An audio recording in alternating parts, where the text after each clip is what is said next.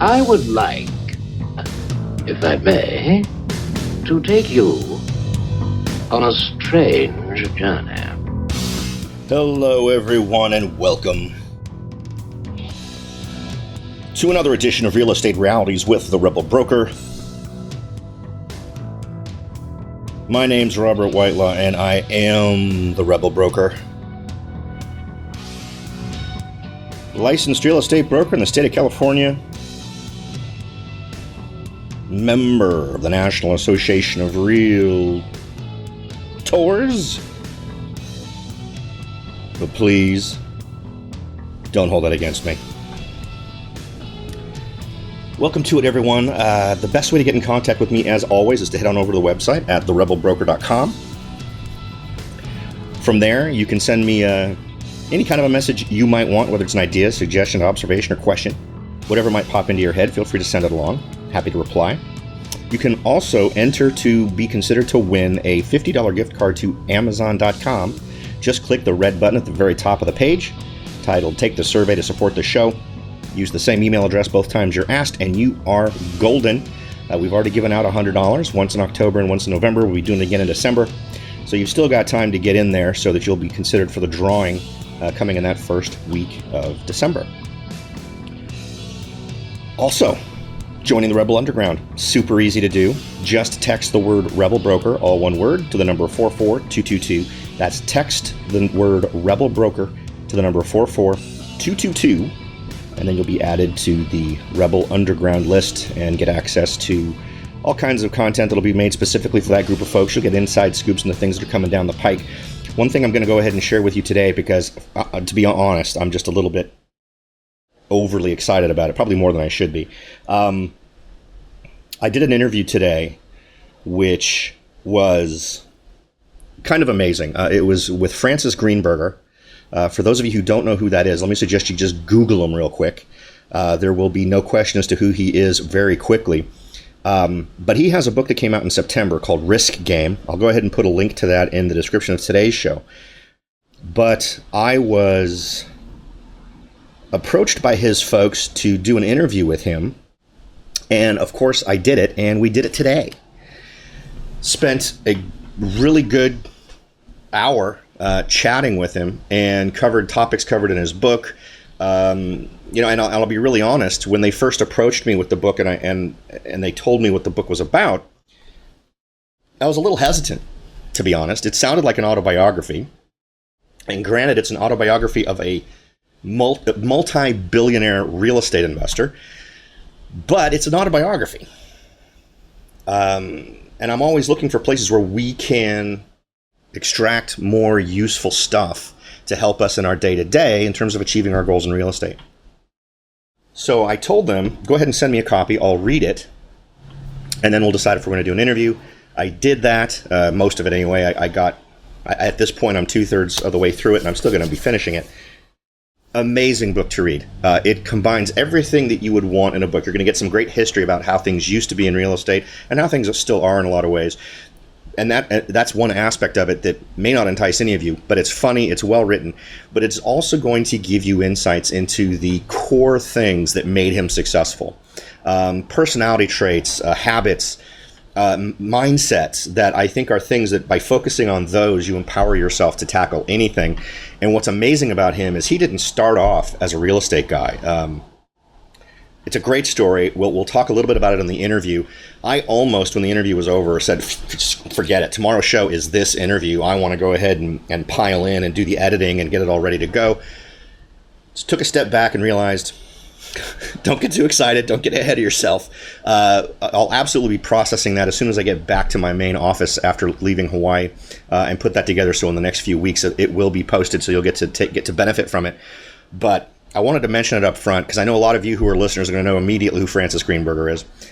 If you haven't already picked up a copy of Risk Game, please do so. Let me suggest you do so by going to my website to buy it. Go to the Support the Show tab, pull it down, go to the Amazon store, and I'm going to be adding Risk Game to it. I think this is a great way to see real-world examples of certain characteristics and traits that you can encourage in yourself that absolutely foster an entrepreneurial spirit, an entrepreneurial mindset that will spell success for you no matter what you want to do. I don't care if it's publishing, which is what he initially was in, or it's real estate, or it's, insert passion here is really all you need to do in terms of being able to benefit from his book. So I just wanted to throw that out there. Of course, there'll be another discussion about this when we post the interview, but I'm to be frank, I'm just a little bit too excited to not bring up that is a done deal and ready to be edited to be presented here on the show. So don't miss that one. I had a great time talking to him. We chatted, of course, which for the recorded part of the show, we had some sort of offline chats. Fantastic. I had a great time spending some time with him. Today I wanted to hit another tool, right? We're all about the tools, right? We're all about trying to figure out different ways to focus on the markets that are potentially going to give us the best returns. And so much of this needs to be focused on trying to find what's the next thing, right? It's never fun to get into the market that's already got everybody looking at it. And as the interview with Mr. Greenberger we'll discuss, you got to get there ahead of time, right? And a lot of interesting things. What I know I keep coming back to the interview. I'm still a little giddy. A few things came up during the interview are things we have absolutely talked about on this show. So I felt like there was some really cool validation for the way we're trying to navigate through this data and the way we're trying to intelligently pick the places where we go to invest with the greatest possibility of success. So I'm pumped up, frankly. And after that discussion, I'm ready to kind of push the limits. So today, Realtor Mag has put out an article where they blend a couple of things, and I think they blend it. I usually find pretty boring stuff from Realtor Mag, the Realtor.org site, in terms of their news. This one's kind of interesting, though. And they didn't do this. I mean, they're riffing off of what someone else did, but their article starts with, family home buyers are often looking for quality education along with booming job markets, affordability, and decent health care in locales to call home. So what are cities that fit that bill? Now, Wallethub recently rated 150 cities across 36 key metrics, including crime rates, poverty levels, divorce rates, education, and more. If I'm not mistaken, we talked about that article. Builder mashed up Wallethub's findings with Metrostudy data of median prices of new single-family homes to find the most family-friendly cities. Now, why is that a big deal? Well, the cities that sort of meet this criteria are going to be the ones that I think are going to be demanding, or commanding, I guess is a better way to put it, the most attention from folks who are looking to buy a new home, looking for a new community to just put down some roots. So I thought it would be worth our while to check this list out. And of course, I will have a link to this article. I'll also have a link to the articles that they are sort of riffing off of, including the original one from Wallethub, which is absolutely worth a look. I'm almost sure we did do a rundown on this one, but it's a very comprehensive list with a lot of cool points of data for you to think about. Just a few of them are the highest average credit scores based on cities, lowest foreclosure rates, lowest non-mortgage debt as a percentage of median income. So depending on what items you consider important or what you think are indicators of a market that's worth looking at in terms of investing, this is going to give you some interesting data there as well. Okay, so let's go ahead and run down this list real quick here. Okay, so let's go ahead and start with our list here. We'll go ahead and start at number 10, and we'll work our way down from there. Now, that's their Metrostudy rank. We'll quote it down, or we'll count it down based on the Metrostudy rank. But then we'll also go with the, I'll give you what the Wallethub rank was as well, just so that we can give you some complete data. And in addition to that, what we'll do is give you a little bit of narrative on locations that they modified, the builder folks did, to rank them higher. We'll go ahead and start with number 10 at Fremont, California, with the median price of a new single-family home. Now, this is from second quarter data of 2016. Given what I know about Fremont happens to be kind of sort of within my area. It's one of those areas where people go. It's a mushroom city, right? We've talked about those, remember? Where different communities are benefiting from ridiculously high prices in other areas. So places like Sunnyvale, San Jose, Santa Clara, where we see ridiculously high prices, San Francisco with ridiculously high prices. What has that done? That's boosted places like Oakland, California, and Fremont, California, where folks say, well, you know, I'll go ahead and I'll add that extra 15, 20 minutes to my commute because I can get a home for much less. And the number that we get from Fremont, California, from the second quarter, and the reason why I mention that is because I have had clients interested in Fremont, and I can run a base level search, or not even a base level, a full level search that any realtor who's based in Fremont could run. I know the prices there are nuts too. In fact, median price second quarter of 2016, $1,577,800, and that was the second quarter of 2016. And no, prices have not gone down any since then. Next on our list, and given the price point where that's at, I mean, that's just nuts. That would not be on my go-to list of places to consider buying as an investment. Next, Overland Park, Kansas, with a median price, again for the second quarter of 2016, $520,000, ranked number 9 on the Metrostudy rank. Oh, and just to cover what Fremont was number 10 in both the Wallethub rank and in the Metrostudy rank. Overland Park, Kansas came in at number 1 on the Wallethub ranking, so that's kind of good news. Next on our list at number 8 in the Metrostudy rank is Plano, Texas, with a median price for a new single-family home of $457,100. It had a Metrostudy rank of 8, as I mentioned, a Wallethub rank of 3. Let's see if we can do any better. My primary motivation here is see if we can't spot any good locations with lower barriers to entry in terms of price. We're sort of moving there pretty quickly. We've dropped from 1.5 million down to $500,000, down to just under $500,000. Now with number 7 on our list, we see Virginia Beach coming in at $407,100, ranking number 5 on the Wallethub rank. We've actually talked about Virginia Beach before on actually a couple of different lists of great places to consider investing. I think we also had Virginia Beach in one relating to potential vacation rental opportunities. So that's something else that you might want to roll into that as a potential interest level for you. Number 6 on our list is Aurora, Illinois. Now, it comes in at number 6 on the Metrostudy, comes in at number 7 on the Wallethub rank.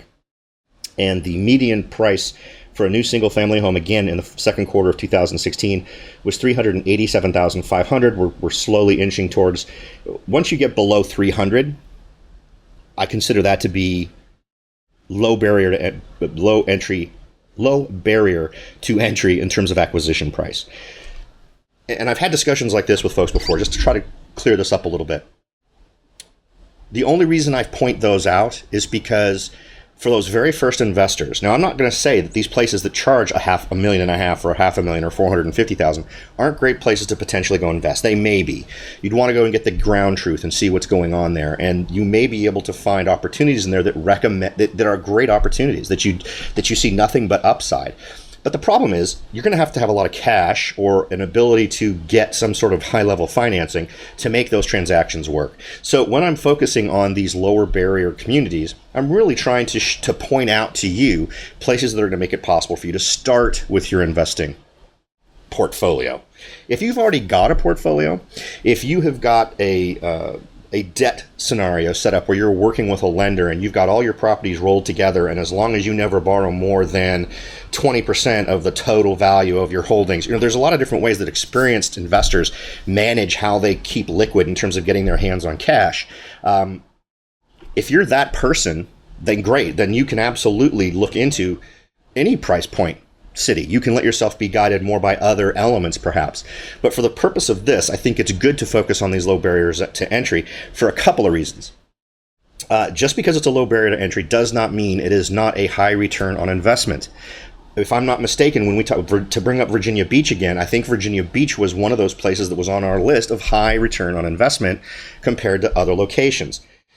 And I'm an ROI guy. If I can get great return on investment, that means if I have $1 million, I can go to some place like Virginia Beach and buy 3 properties, whereas if I am in Fremont or I am in some other Silicon Valley locations, which has a much lower ROI, I can buy 1, right? So my $1,000,000 still makes me more in this community that costs less because the return on investment is higher. What's the exception? My return on investment is just a straight math problem and doesn't take into account items like appreciation. So then you need to start calculating that. And that's when folks start getting into more in-depth discussions about what makes more sense. And if, again, it comes down to your ground truth where you have to guess what you think is going to happen with the market going forward. How much do you think it's going to appreciate? If it doesn't fit with your timeline, if you're someone, for instance, who only wants to buy and hold for X number of years, you need to sort of get an idea of, all right, when it comes time for me to make this change, maybe because of the way you financed it, maybe because of your personal planning, you decide you're going to hold this and rent it for 3 years, then liquidate.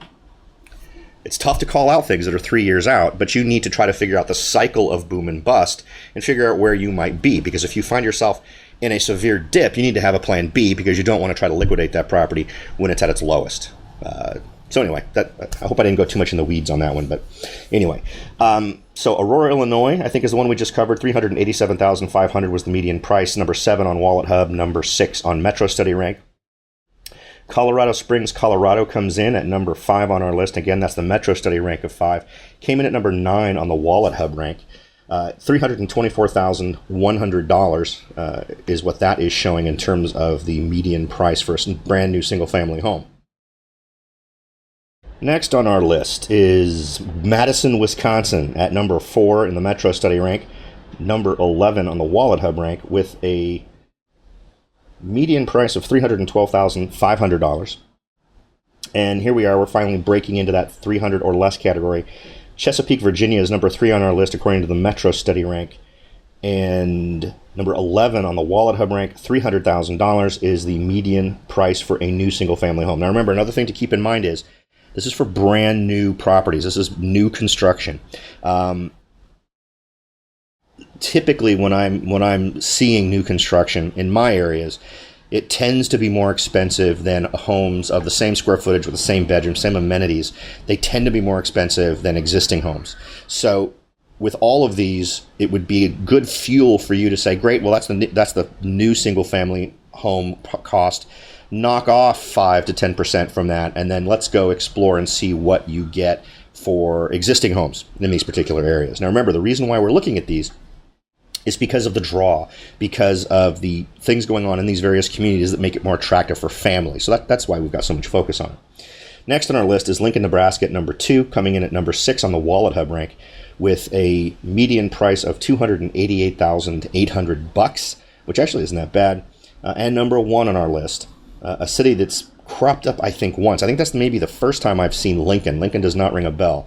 But Omaha, it's funny that 2 Nebraska cities are actually number 1 and number 2 on this list. But Omaha comes in at number 1, $244,200, ranked number 1 in the Metrostudy rank, number 8 in the Wallethub rank. Let's see.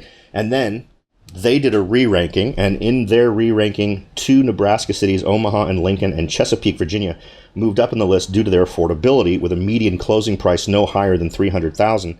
Closely behind is Madison, Wisconsin, where the median price for a new home was $312,500 in the second quarter, and also where there are the most playgrounds per 100,000 residents, according to Wallethub study. Despite its sky-high median new home price, Fremont, California has the lowest divorce rate of 12.2% among all cities studies, compared to Cleveland, Ohio, where the rate is the highest at 41.3%. So what's the payoff? What do we do with this kind of information? I always like to try and make this real and turn it into something that you can take action on. So go down this list. Take a look at what makes sense to you. Take a look at some of the supporting material. As I said, there'll be links to that stuff in the show notes for today's show at therebelbroker.com. So go check those out. Follow the links. See what sounds good to you. We already know that when you crunch the numbers, that each of these communities have a lot of very attractive elements that are going to draw in families. Well, families need places to stay. Not all of them are going to buy. Many of them are going to rent. So you can go in there and provide that service for them. Or you can go in there and buy the cruddiest home on the street and flip that thing and turn it into a great property for someone who's going to be moving into these communities. The whole idea is that we're trying to spot that place where we're going to see a uptick in the level of interest on the part of renters and on the part of buyers, so that regardless of your strategy, you can go in there and make a good investment happen. So, first step, Pick your top 2 or 3 favorites, then use the techniques that we've talked about before. Head on over to Trulia, Zillow, Realtor.com, and do some searches. Now, I love, one of my favorite things is getting on one page of my browser the currently active listings that meet my criteria. I usually like to go with 3 bedrooms or more. Remember, ground truth can change that. My mantra tends to be 3 bedrooms or more, but it doesn't necessarily have to be. Certain downtown areas, 2 bedrooms are working just fine for an awful lot of investors. It's really going to depend on the dynamics of the area. And it's also going to depend on your analysis of how easily things get rented, if that's what you're going to be your primary motivation, and also how quickly things sell based on their configurations. Get a local real estate person to help you figure that stuff out. Sometimes you can extrapolate it from the data you find on sites like Realtor, Trulia, and Zillow in terms of the properties that are out there and how long they've been on the market, and you can look up the history of some of these properties and see how fast they sold, those types of things. If you're seeing 3 bedrooms selling a whole lot faster than 2 bedrooms, that can be a big indicator to you that tends to be more desirable, right? Of course, you'll always want to back that up with someone giving you direct access to the MLS for that area, which would be a real estate person. So once you've done that, get those 2 screens up that I love so much. Get on one screen, have the list price, the currently active listings in an area that you've decided sound, or even the zoomed out version where you're looking at everything. On the other tab, have the same area, but the rentals, and try to narrow it. So if you're mostly focused, pick what you're focused on. 3 bedrooms or more, 2 baths or more. Do both of those on each screen. So now you're just seeing 3 bedrooms or more, 2 baths or more on for sale and for rent, and you can mentally superimpose these 2 areas and see, well, okay, homes that are selling for this amount here that are about the same in terms of appointments, in terms of what it's offering folks who are buying or renting, are renting for this in this area. And you can jump through those hoops and figure out in general terms, in sweeping overview type terms, where you're going to get some of your best opportunities. And once you've done that, you can start taking the numbers on specific properties and say, okay, this property looks good. It seems to be in an area. I'm surveying the overall city, and I'm seeing that in this part of the city, prices tend to be a little bit higher on average. I'm starting to see prices dipping in these areas of town for the exact same size of home. Or maybe you've now got that third window open where you've got a crime heat map for various areas. Remember, we want to try to get as much truth about the area as we can without actually having to go there before we go to the trouble of doing that. But what you're going to do is find out what your return on investment would be. You start off with what they're asking. You start with the asking price and you figure out what the return on investment would be if you went ahead and purchased that property. You'd need to figure out things like the taxes, the insurance, if you're going to be paying someone for property management fees, and then you know your worst case scenario. Do you ever go with your worst case scenario? No, you're not going to pay full asking price.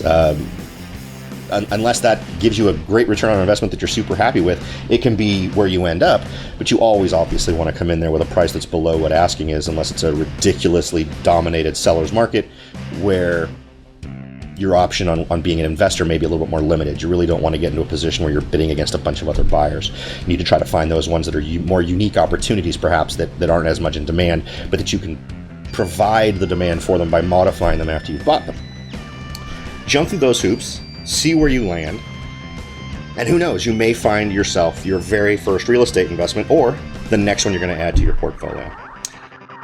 All right, folks, as always, I do truly appreciate you spending your valuable time with me. I hope that in return you have gotten some value in return in terms of things to think about, places to focus, maybe a few ideas on how to get started.